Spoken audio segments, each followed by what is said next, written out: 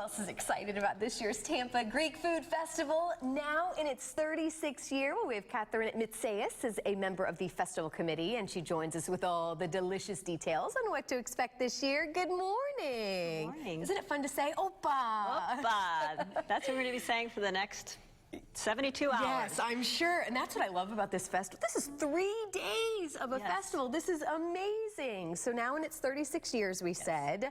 So break it down for us. Anything new or extra special about this year other than it's just coming back bigger and better? Every year it gets bigger and better. Yeah. Every year our social media gets bigger. We get more crowds coming every single year, bigger groups of people. We are big on tradition because we're Greeks, and one of the traditions that we have is that our food is made nearly all in-house by the people who volunteer and people who go to our church. So you're saying a lot of these are family recipes? Yeah, they're family recipes handed down from generations through Greece. These individuals are in their 80s and they're coming in and they prepare the pasticcio, they prepare the domades. Domades is Greek grape leaves. Yeah, and it requires showing some B-roll now, but yeah, let's take us on a food tour here in just a second because I want to, of course, I think the Greek salad maybe gets the most attention. People love their Greek salads. Yeah. I know there's different versions of the Greek salad, but you say this is probably one of the more traditional ones that we're familiar with. This is very traditional for the west coast of the state of Florida, and there's been, you know, reams written about where this all started with the potato salad.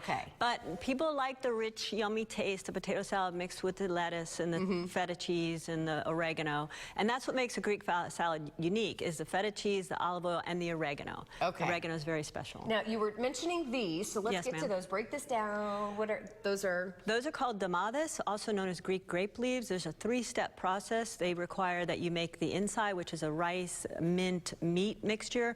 Those get stuffed into a grape leaf that then gets rolled, kind of like an old-fashioned cigarette, kind of rolled, and then cooked. They serve, hot or cold? No, well, they're served hot. They can be served hot or cold, but in our case, we'll serve them hot. And so they're cooked after that, and then given a little bit of a lemon butter sauce. Ooh, yummy. All right, and this right here was like, is this a lasagna type? It looks... Many people consider it a Greek lasagna. The technical, or the name for it, is pasticcio, and it's made of pasta, beef, and a white bechamel sauce, which is a creamy... That's what I was wondering what was on top here. Yeah, it's a creamy, cheesy sauce that goes on top. Yeah, because it almost looks like bread, kind of, and cheese, and it looks delicious, whatever it is. The Americans call it Greek lasagna, but the difference is the Greeks put sweet spices into their meat that gives it a whole different flavor from the Italian end of it all. So it's a whole different level of spices. And then desserts over here. At the Tampa Greek Festival, you'll find an array of desserts, and I could only bring a few of them. Most of them are, many of them are handmade. The one on the outside is called koriakia, which is also kind of a butter cookie. You have it with coffee. Then the one on the inside is koudimbiedes, which I'm not saying correctly right. It's a Greek wedding. It's a Greek wedding cookie. It's made with almonds. And the one in the middle is the most famous, which is baklava, made with honey and almonds and phyllo dough. So, but we have gobs of other choices. Well, and I think some people do get intimidated with the names and ordering different foods, and maybe that's why some people just stick with the traditional of what they know and always order. But this is a great time to maybe branch out and try some other things. I agree.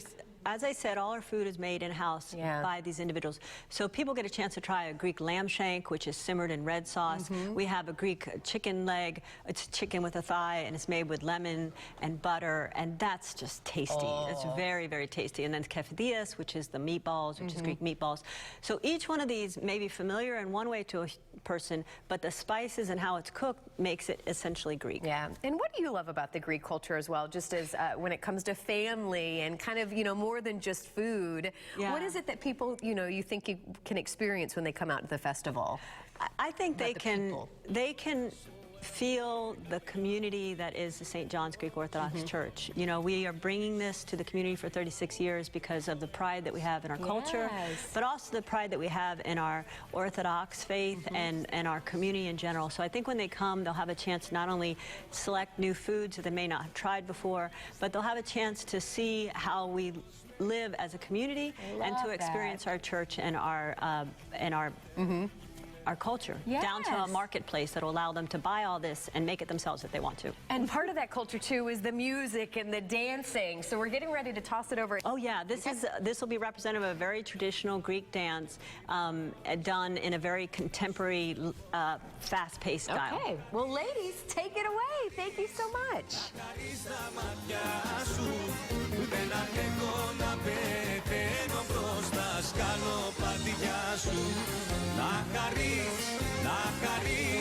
Να χαρείς τα μάτια σου, δεν αντέχω να πεθαίνω μπροστά σκαλοπάτια σου. Δεν αντέχω να πεθαίνω μπροστά σκαλοπάτια